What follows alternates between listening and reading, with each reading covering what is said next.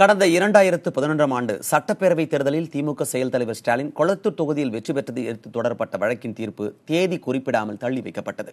கடந்த 2011ஆம் ஆண்டு நடைபெற்ற சட்டமன்ற தேர்தலில் திமுக சார்பில் கொளத்தூர் தொகுதியில் ஸ்டாலின் வெற்றி பெற்றார்.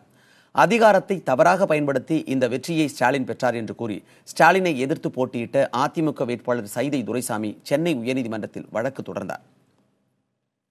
வழக்கு விசாரணை நீதிபதி வேணுகோபால் முன்பு நடைபெற்று வந்தது. இந்த வழக்குக்காக 4 முறை ஸ்டாலின் மற்றும் சைதை துரைசாமி ஆகியோர் நேரில் ஆஜராகி வழக்கறிஞரின் கேள்விகளுக்கு பதிலளித்தனர்.